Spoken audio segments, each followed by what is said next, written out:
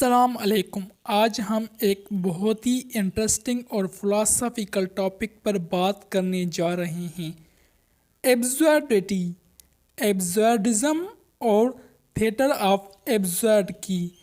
آپ نے کبھی محسوس کیا ہے کہ کبھی کبھی زندگی بالکل بے معنی لگتی ہے؟ ایسا لگتا ہے کہ ہم ایک عجیب اور نفرت بھری دنیا میں پھنس گئے ہیں جہاں کوئی بھی چیز سمجھ نہیں آتی۔ یہ کنفیوژن، یہ فرسٹریشن اور یہ میننگ لیسنیس ہی ایبسرڈیٹی کا اصل آئیڈینٹی ہے، اور اسی فلسفے نے ایک نئی لٹریری اور dramatic movement theatre of absurd کو جنم دیا۔ مگر یہ سوال، ایبسرڈیٹی اصل میں کیا ہے؟ ایبسرڈزم کس طرح شروع ہوا اور اس کا تھیٹر آف ایبسرڈ سے کیا تعلق ہے؟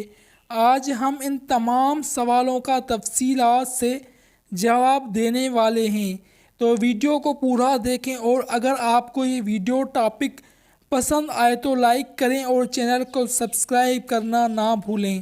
سب سے پہلے ہم ایبسرڈیٹی کو سمجھنے کی کوشش کرتے ہیں۔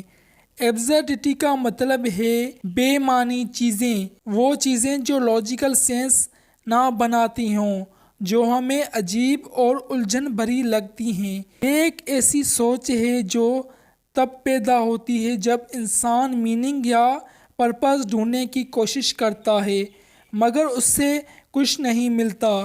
البرٹ کیمس، جو ایبسرڈزم کا پائیونیئر مانا جاتا ہے، کہتا ہے "The absurd is born out of this confrontation between the human need and the unreasonable silence of the world"۔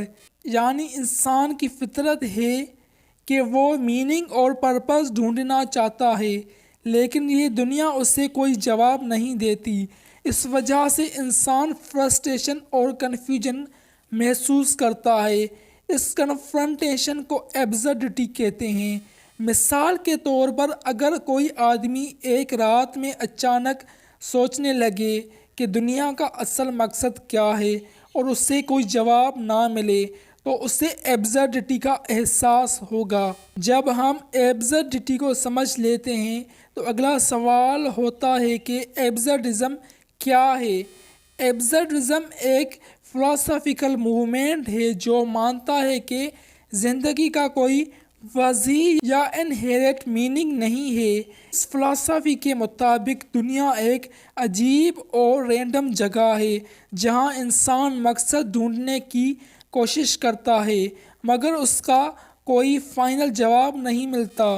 Albert cams کے مطابق جب ہم اس ایبسرڈیٹی کا سامنا کرتے ہیں تو ہمارے پاس صرف 3 آپشن ہوتے ہیں: suicide, belief in higher power, acceptance of absurdity. Number 1، انسان سوچتا ہے کہ اگر کوئی زندگی کا مقصد ہے ہی نہیں تو مر جانا بہتر ہے، مگر کیمس کہتا ہے کہ یہ آپشن ایبسرڈیٹی سے بھاگنے جیسا ہے۔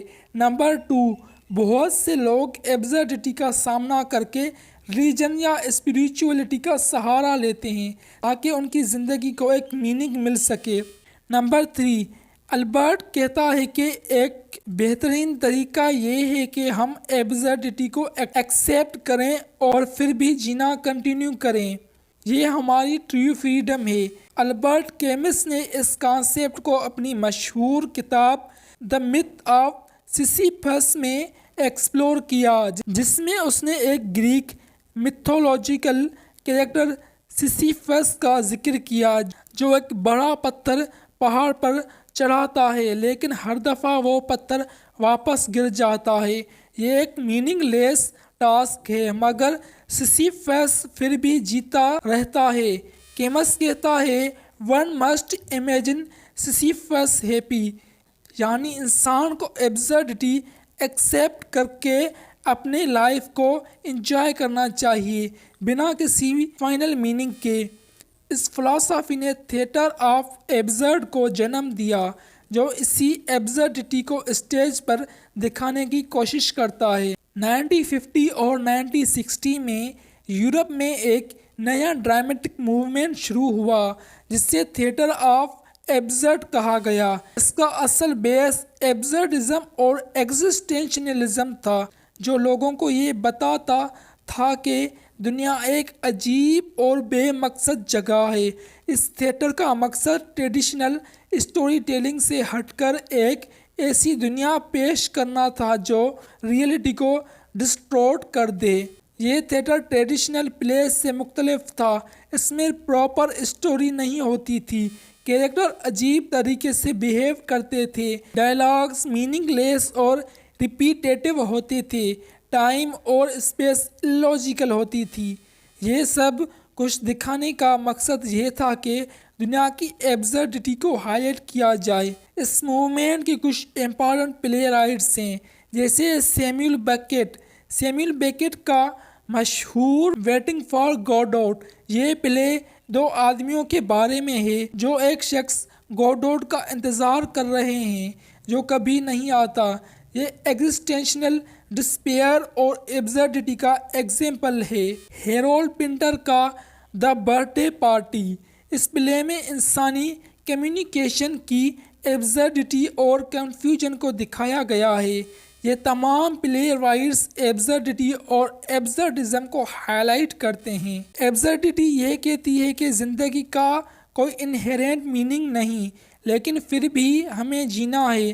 تھیٹر آف ایبسرڈ اسی ایبسرڈٹی کو اسٹیج پر ریفلیکٹ کرتا تھا۔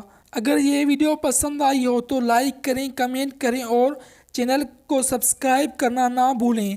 اگلی دفعہ ایک اور نئی انٹرسٹنگ ٹاپک کے ساتھ ملتے ہیں۔ اب تک کے لیے اللہ حافظ۔